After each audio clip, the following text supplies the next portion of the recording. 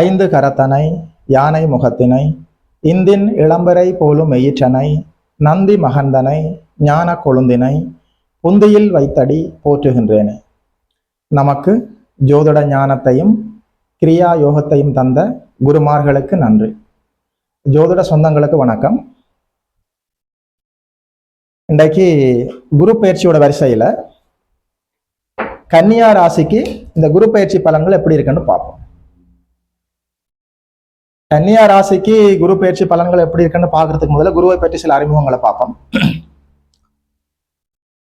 குருநாதர் லக்னத்திலே வந்து இருந்துட்டாருன்னு சொன்னா அவருக்கு கூடுதல் ஸ்தான பலம் ஆகிடும். அதாவது திக்பலம்.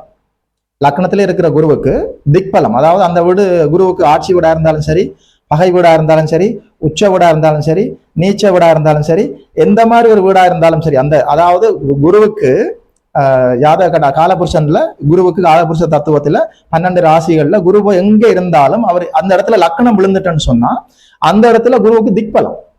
இயல்பாவே அந்த இடத்துல அவர் ஸ்தான பலம் அடைஞ்சிருவார். லக்னத்துல குரு எங்க போய் அமர்ந்தாலும் லக்னத்துல இருந்தா அந்த இடத்துல குருவுக்கு திக்பலம். சரிதானே? இது புதனும் குருவும் லக்னத்துல எங்க போய் அமர்ந்தாலும் திக்பலம் ஆயிடுவினும். சரி, இது ஒரு குருவுக்கு ஒரு ஸ்பெஷல் ஒரு பவர் ஒன்று சொல்லி, அதாவது ஸ்தான பலம் அவருக்கு இல்லாத இடத்துல கூட போய் அமர்கிற போது அந்த வீடு லக்னமாக விழுந்து விட்டால் அந்த இடத்திலே குரு திக்பலமாகி விடுவார். சரிதானே? சரி, குருவுக்கு 3 ஸ்பெஷல் பார்வை இருக்குது. அவருக்கு 5ஆம் பார்வை, 7ஆம் பார்வை, 9ஆம் பார்வை. தான் இருக்கிற வீட்டில இருந்து 5ஆம் பார்வையா பார்ப்பார், 7ஆம் பார்வையாக பார்ப்பார், 9ஆம் பார்வையாக பார்ப்பார். அப்ப மொத்தம் 4 அவர் இருக்கிற வீடு பார்க்கிற 3 வீடுகள் 4 வீடுகளுக்கு தோராயமா ஓராண்டு காலத்துக்கு ஒரு தடவை தான் குருநாதர் பயிற்சி ஆகுவார். குரு பயிற்சி நடக்கும். அதனால ஒரு வருட காலம் 4 ராசிகளை கட்டுப்படுத்தக்கூடியவர் குரு. சரிதானே? இந்த வருடம் அதாவது 2025ஆம் ஆண்டு மே மாதம் 14ஆம் தேதி குரு பயிற்சி. திருக்கணித பஞ்சாங்கத்தின்படி 2025ஆம் ஆண்டு மே மாதம் 14ஆம் தேதி குரு பயிற்சி. கன்னியா ராசிக்கு குரு பயிற்சி பலன்கள் எப்படி இருக்குன்னு பார்ப்போம். சரிதானே? முதல்ல இந்த கன்னி ராசிக்கு குரு 4ஆம் அதிபதி, 7ஆம் அதிபதி, சுகஸ்தானாதிபதி. அதே நேரத்துல 7ஆம் அதிபதி களத்திர ஸ்தானாதிபதியும் அவர் தான், 7ஆம் அதிபதியும் அவர் தான். அவர் இப்ப எங்க போறாரு? இதுவரை காலமும் கன்னியா ராசிக்கு 9ஆம் இடத்துல அட்டகாசமாக, அதாவது 9ஆம் இடத்துல இருந்து ராசியே பார்த்து கொண்டிருந்த குரு இப்ப 10ஆம் இடத்துக்கு போறார். சரிதானே? 10ஆம் இடத்துக்கு குரு போகலாமா? 10ல குரு வந்தா பதவி பறி போகும். 10ஆம் இடத்துக்கு குரு வந்தா பதிய விட்டு கிளப்பும். 10ஆம் இடத்துல குரு வந்த போதுதான் ஈசனார் சிவபெருமான் பிச்சை எடுத்து சாப்பிட்டவர், இப்படின்னு சொல்லி கதைகள் எல்லாம் இருக்குது. இதெல்லாம் உண்மையா? கன்னியா ராசிக்கு என்னதான் நடக்க போகுதுன்னு பார்ப்போம். சரி, இந்த குரு பயிற்சி பலனா கன்னியா ராசிக்கு என்ன நடக்கும்னு பாக்குறதுக்கு முதல்ல அது அப்படியே இருக்கட்டும். 2025ஆம் ஆண்டு 3ஆம் மாதம் 29ஆம் தேதி சனி பயிற்சி. கும்பத்துல இருந்த சனி, அதாவது கன்னியா ராசிக்கு 6ஆம் இடத்துல இருந்த சனி, கும்பத்துல இருந்த சனி இப்ப 7ஆம் இடத்துல மீன ராசியில போயிருந்து நேர, அதாவது கண்டக சனியா சமசப்தம பார்வையா 180 டிகிரியில கன்னியா ராசியை பாக்குறார். கண்டக சனியா வந்திருக்கிறார். இது ஓரளவு கொஞ்சம் குறைவான பலன் தான். நல்ல பலன் அவ்வளவு ஆகும்னு சொல்ல முடியல. ஏன்னா ராசியை சனி பார்த்தாலே பலன்கள் குறையும். சனியோட பிடிவாத குணம், சனிக்கு இருக்கிற மிக பெரிய, அதாவது கெட்ட குணங்கள் நிறைய இருக்குது. அதுல ஒரு மனிதனுக்கு தேவையில்லாத கடுமையான பிடிவாதத்தை கொடுத்துருவார். கன்னியா ராசிக்காரர்கள் இந்த அடுத்த சனி பயிற்சி வரைக்குமே சற்று பிடிவாதம் உள்ள மனிதராக இருப்பீர்கள். இருந்தாலும் ஒன்னும் கைமுறை போகாது. என்ன காரணம்டா, சனி அமர்ந்திருக்கிற அந்த மீன வீடு குருவோட வீடு.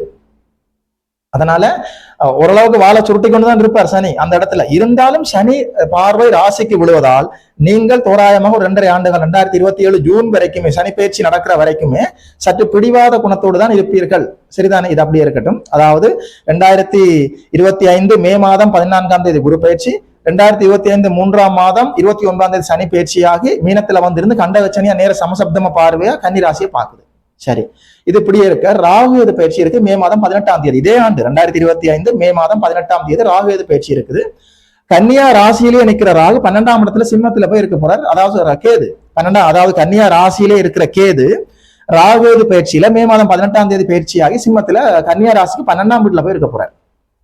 இது நல்ல விஷயம்தான். அதாவது கேது ராசியிலேயே தொடர்ந்து அமர்ந்து இருக்கிற போது ஒரு விரக்தி மனநிலை, என்ன இருந்தாலும் ஒரு திருப்தி இல்லாத மனநிலை. கேது சன்னியாசி, அவர் சுகபோகங்களை தரக்கூடியவர் இல்லை, ஆனா ஞான தெளிவை தருவார். வாழ்க்கை மேல ஒரு கிளாரிட்டியை தருவார், ஒரு பேலன்ஸை தருவார். அது வரை சமநிலை தெளிவு எல்லாம் தருவார். ஆனா சுகபோக நாட்டங்கள் ஈடுபடுத்த மாட்டார். வாழ்க்கை மேல ஒரு பிடிப்பு இருக்காது. ராசியிலே கேது இருக்கிற போது இப்ப அந்த கேது வெளியேறி, அதாவது மே மாதம் 2025ஆம் ஆண்டு மே மாதம் 18ஆம் தேதி ராகு பயிற்சியில கேது மூவாகி 12ஆம் இடத்துல போய் இருக்க போறார். கன்னியா ராசிக்கு 12ஆம் இடத்துல சிம்மத்துல போய் இருக்க போறார். அது ஓரளவுக்கு நல்ல பலன் தான், சரிதானே? இப்ப இந்த 3, அதாவது குரு பயிற்சி, சனி பயிற்சி, ராகுகேது பயிற்சி, எல்லா 3ஐயுமே கனெக்ட் பண்ணித்தான், தொடர்பு படுத்தித்தான் இந்த குரு பயிற்சி இந்த பலன்களை நாங்கள் எடுக்க முடியும். ஏதோ ஒரு கிரகத்தை மட்டும் வச்சு ஒரு மனிதனுக்கு ஜாதகம் இயங்குறது இல்லை. எல்லா கிரகத்தின் பலனும் இருக்கு. இந்த அது மட்டும் இல்ல, இந்த 2025ஆம் ஆண்டு இந்த வருடம் அத்தனை பெரிய கிரகங்களுமே பயிற்சி ஆகுது. குரு பயிற்சியாவது, சனி பயிற்சி, ராகுகேது பயிற்சின்னு சொல்லி எல்லா கிரகங்களுமே பயிற்சி நடக்குது. அதனால 3ஐயும் கனெக்ட் பண்ணித்தான் நம்ம பலன் சொல்ல முடியும், சரிதானே?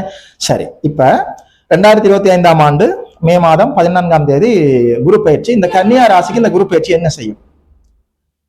10ஆம் இடத்துல குரு வந்து இருக்கிற போது நிச்சயமாக தொழில் விஷயத்துல, வேலை விஷயத்துல இடமாற்றம் இருக்கும், அல்லது ஒரு சேஞ்ச் இருக்கும். நீங்க வேலை ஏதாவது செய்து கொண்டிருந்தால் வேற இடத்துல போய் வேலை செய்யற மாதிரி இருக்கும். இடம் மாறி பக்கத்து ஊர்லயோ பக்கத்து தேசத்திலயோ அல்ல வேறொரு இடத்துல போய் வேலை செய்யற மாதிரி இருக்கும், அல்ல வேறொரு இடத்துல போய் தொழில் செய்யற மாதிரி இருக்கும். வேறொரு இடத்துல முதல்ல ஏற்கனவே வேலை செய்து கொண்டிருந்த இடத்தை விட்டுட்டு இன்னொரு இடத்துல போய் வேலை செய்தாலோ, முதல்ல ஏற்கனவே செய்த தொழிலை விட்டுட்டு வேறொரு தொழிலை போய் நீங்க செய்தாலோ தொழில சற்று அசௌகரியங்கள் இருக்கும் தானே? புதிய இடம், புதிய வேலைக்காரர்கள், புதிய சிநேகிதம், புதிய முதலாளி, புதிய சூழ்நிலை என்று சொல்லி எல்லாம் எதுவுமே எங்களுக்கு இயல்பா இருக்க போறதில்லை. எல்லாமே புதிய புதிய சூழ்நிலைகளை எதிர்கொள்ள போகிறோம். அதனால வேலையில சற்று அசௌகரியம் இருக்கும், அதுல மாற்றுக்கிறதுக்கு இடம் இல்லை. அதே நேரத்துல ரிஷபத்துல நிக்கிற குரு இப்ப மிதுனத்துல வந்திருந்துதான் இந்த குரு பயிற்சி நடக்குது. மிதுனத்துக்கு வந்திருக்க போற. மிதுனம் என்றது புதனோட வீடு. புதன்ன்றது எப்பவுமே புதிய புதிய விஷயங்களை புரிஞ்சு கொள்ற இடம். புதன் வந்து அப்டேட்ல இருக்கிற விஷயம். அதனால வேலை மாற்றம் என்றால் ஒரு ஆக்கப்பூர்வமான வேலை மாற்றமாகத்தான் இருக்கும். நீங்க புதிய தொழில் ஒன்று தொடங்க போறீங்கன்னு சொன்னாலும், ஏற்கனவே இருந்த தொழிலை விட்டுட்டு வேற ஒரு தொழில் துவங்க போறீங்கன்னு சொன்னா கூட, ஆரம்பிக்க போறீங்கன்னு சொன்னா கூட ஒரு ஆக்கப்பூர்வமான ஆரோக்கியமான அமைப்பாகத்தான் அது இருக்கும். அதனால இந்த அதாவது இடமாற்றம், வேலை மாற்றம், புதிய தொழிலுக்கு போறது, புதிய வேலை வாய்ப்புகளுக்குள்ள போறது என்று சொல்றது ஒரு தீங்கான விஷயமா இருக்க போறது இல்ல, முன்னேற்றமா தான் இருக்க போது. அட் த சேம் டைம் சற்று அசௌகரியங்களை சந்திப்பீர்கள் தொழில, வேலையில. புதிய இடம் தானே, புதிய சூழ்நிலை தானே. சரி, 10ஆம் இடத்துல மிதுனத்துல நிக்கிற குரு தன்னுடைய 3 பார்வைகளால கன்னியா ராசிக்கு 2ஆம் வீட்டையும் 4ஆம் வீட்டையும் 6ஆம் வீட்டையும் பார்க்க போறாரு. 7ஆம் இடத்துல சனி வந்து நின்று கண்டகச்சனியா சமசப்தமா பார்வையா ராசியை பார்க்கறது தப்பு. அதாவது இதுக்கு முதல்ல 6ஆம் இடத்துல இருந்த சனி கன்னி ராசிக்கு நல்லது செய்து கொண்டு இருந்தவர். 6ஆம் இடத்துல சனியோ கேதுவோ ராகுவோ செவ்வாயோ தனித்து இருக்கலாம். கடன், நோய், எதிரி, வம்பு, வழக்குன்னு சொல்லப்படக்கூடிய ருணம், ரோகம், சத்துருன்னு சொல்லப்படக்கூடிய கெடு பலன்கள் நடக்காது, அப்படியே வந்து போயிடும்.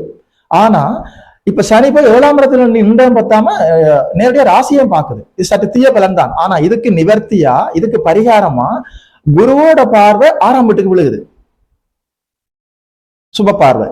நிச்சயமா கடன், நோய், எதிரி, வம்பு வழக்குகளாலேயோ ருணம், ரோகம், சத்துரு போன்ற கூடாத கெட்ட பலன்களாலேயோ நீங்கள் அவஸ்தைப்பட போவதில்லை, சரிதானே?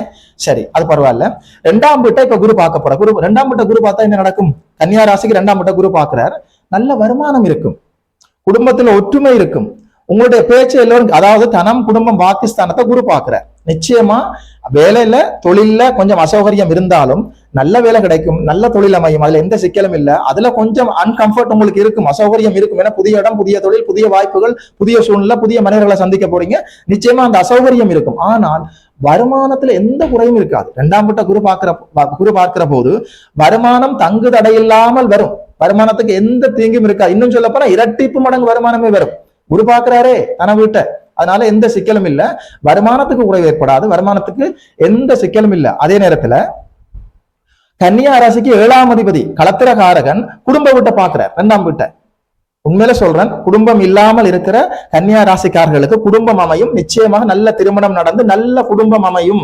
ஏற்கனவே குடும்ப வாழ்க்கையில நீங்கள் ஈடுபட்டு கொண்டிருந்தால் உங்க குடும்பத்தில் இருக்கிற எல்லா அசௌகரியங்களும், எல்லா அமங்கலமான தன்மைகளும் நீங்கி நல்ல விஷயங்கள் நிறைய நடக்கும். குடும்பத்துல சந்தோஷம் வலுத்தரும், மகிழ்ச்சி, கொண்டாட்டம், ஆனந்தம், குதூகலம் எல்லாமே குடும்பத்துக்குள்ள வந்துடும். குடும்பத்துல ஒற்றுமை அதிகரிக்கும், வருமானம் அதிகரிக்கும், குடும்பத்துல மகிழ்ச்சி அதிகரிக்கும். இதுவரைக்கும் உங்களோட பேச்சை யாரும் கேட்டிருக்க மாட்டோம். உங்களோட பேச்சுக்கு குடும்பத்துல முக்கியத்துவம் இருந்திருக்காது. 2ஆம் வீட்டை குரு பார்க்கிற போது உங்களுடைய பேச்சை எல்லோரும் மரியாதையோடு நின்று கேட்பார்கள், அக்செப்டட். உங்களோட பேச்சை ஏற்றுக்கொள்வார்கள்.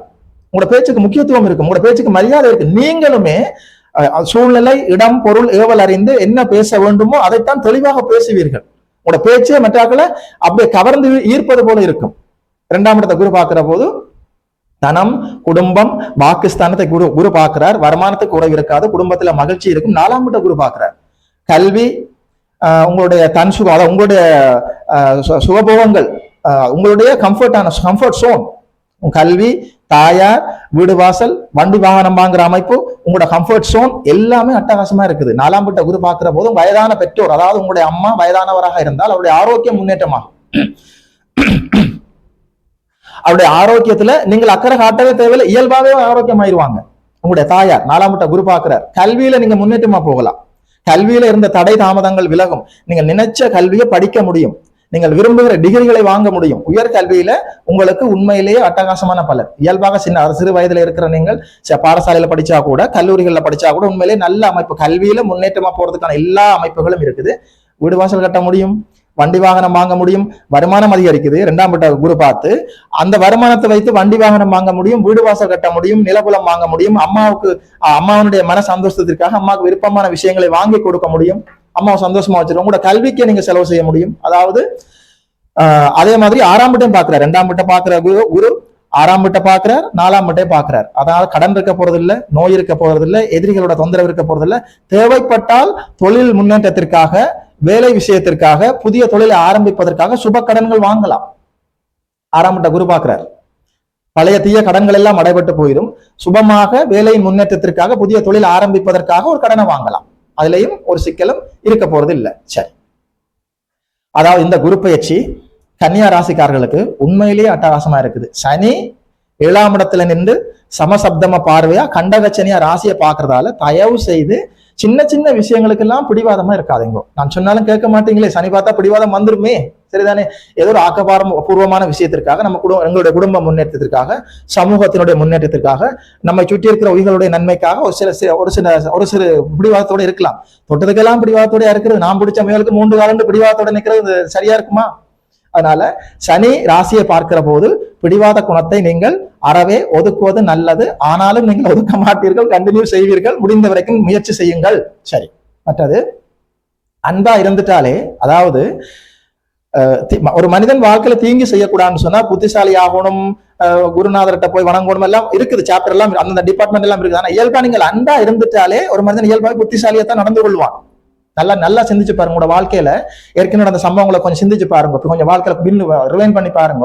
நீங்கள் அன்பா இருந்த சூழ்நிலைகளில், நீங்கள் அன்போடும் கருணையோடும் இருந்த சூழ்நிலைகளில் நீங்கள் செய்த செயல்கள் எல்லாமே புத்திசாலித்தனமான விழிப்புணர்வு செயல்களாகத்தான் இருந்திருக்கும். அன்பா இருக்கும் போது உங்களோட புத்தி தெளிவா சமநிலையா செயல்படும், சரிதானே? அன்பை பற்றி பேசுகிற போது ஒரு கவிதை ஒன்று ஞாபகத்துக்கு வருது வழக்கம் போல. அன்பாய் உருமாறு என்ற தலைப்புல நான் ஒரு கவிதை ஒன்று படிச்சேன்னா, எனக்கு அந்த கவிதை பிடிச்சிருந்துச்சு, உங்களோட நான் ஷேர் பண்ணிக்கொள்றேன். அன்பாய் உருமாறு, ஹெட்டிங், தலைப்பு வந்து அன்பாய் உருமாறு. உன்னை போலவே உதித்தேன், உன்னை போலவே உண்டேன், உன்னை போலவே உறங்கினேன், உன்னை போலவே உதிர்வேன். எனினும் எல்லைகள் எனக்கு விலங்கிடவில்லை, சிறு வாழ்க்கை என்னை சிறைப்படுத்தவில்லை. நடமாடும் உயிர் நாளும் சிறக்க அண்டத்தின் எல்லைகளும் அறந்தன, அளவில்லா அமுதாயின. அன்பாய் உருமாறு நீயும் நானாகலாம். இந்த கவிதை வந்து நீங்க என்ன நினைக்கிறீங்களோ தெரியல, உண்மையில நான் படிச்சு அந்த நாள்ல இருந்து இந்த நிமிடம் வரைக்கும் அப்படியே பொக்கிஷ மாதிரி இருக்குது என்னுடைய மனதுல, என்னுடைய அறிவுல, என்னுடைய நினைவுல. சரி, குரு பயிற்சி பலன்கள்ல கன்னியா ராசிக்கு உண்மையிலேயே அட்டகாசமான பலன்கள். சனி ராசியை பார்க்கறதுனால சற்று பிடிவாதம் இருக்கும். தயவு செய்து பிடிவாதம் இல்லாமல் கொஞ்சம் கம்ஃபர்ட்டா, அதாவது பிளெக்சிபிளான ஆளா இருந்துருவணும். சனி ராசியை பார்க்கும்போது நீங்க ஒரு அந்த சூழ்நிலைக்கு ஏற்ற மாதிரி போய் அடாப்ட் ஆக மாட்டீங்க, அடமெண்டா இருப்பீங்க. அந்த விடயத்துல மட்டும் கொஞ்சம் எச்சரிக்கையாக இருந்து கொள்ளுங்க. மற்றபடி 2ஆம் வீட்டை கூட குரு பார்க்கிறார், 10ஆம் இடத்துல குரு இருக்கிறார், 4ஆம் வீட்டை பார்க்கிறார், 6ஆம் வீட்டை பார்க்கிறார். நோய் நொடி கடன் வம்பு வழக்கு எதிரிகள் தொல்லைகள் இருக்க போறதில்லை. நல்ல வருமானம் இருக்கும், வேலைகள் நல்ல வேலை கிடைக்கும், அதை நல்ல தொழிலும் ஆரம்பிக்கலாம். வேலை தொழில சற்று அசௌகரியங்கள் இருந்தாலும் வருமானத்துல எந்த தடையும் இருக்காது. கல்வியில முன்னேற்றமா போகலாம், அம்மாவுடைய ஆரோக்கியம் அதிகரிக்கும், சொல்லிக்கொண்டே போகலாம். எல்லாமே நட்பலன்களாகத்தான் இருக்கிறது. உண்மையில கன்னியா ராசிக்கு கெடுபலன்கள் சொல்வது போல் இல்லை. ஏனென்று சொன்னா லக்னத்துல இருந்த கேதுவுமே ராகேது பயிற்சியினால இடப்பெயர்ச்சியாகி சிம்ம ராசியில 12ல போய் இருந்துருவார். அதனால இந்த குரு பயிற்சி கன்னியா ராசிக்காரர்களுக்கு எல்லோருக்குமே மங்களகரமான நல்ல குரு பயிற்சியாகவே இருக்கிறது. சரிதானே? சந்தோஷமா இருங்க. இது போல இன்னும் ஒரு நல்ல வீடியோவில் சந்திக்கிறோம். நமஸ்காரம்.